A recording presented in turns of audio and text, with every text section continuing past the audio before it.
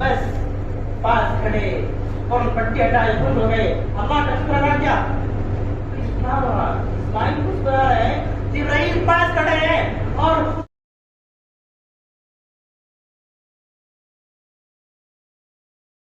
السلام علیکم سامعین. 11 ذی الحجہ ہے, 30 جون ہے. خبر کا عنوان ہے ملک بھر میں تہوار کی جھلکیاں. ملک بھر میں عید الاضحیٰ کا تہوار منایا جا رہا ہے.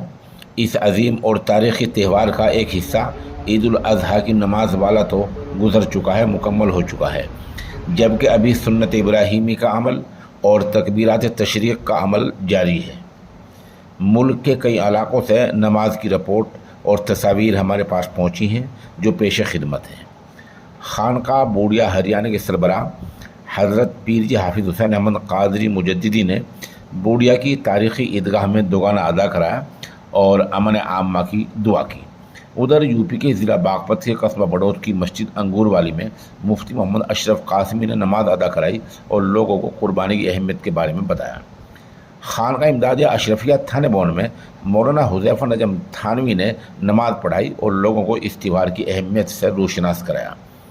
لونی عیدگاہ میں مولانا شہزاد خورشید مفتاحی نے نماز سے پہلے مصلیوں کو اتحاد و اتفاق کے حوالے سے بتایا.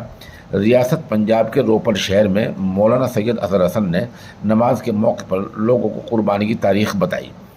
ادھر مدینہ مسجد رسوئی سونی پت ہریانہ میں قاری نسیم احمد قاسمی نے نماز سے پہلے باہمی اتحاد کی دعوت دی. تھانہ بھون کی ایک دوسری مسجد میں مولوی شارق مفتاحی نے خطبے میں اس عظیم تہوار کے بارے میں بتایا. ان تمام جگہوں کی تصاویر پیش خدمت ہیں.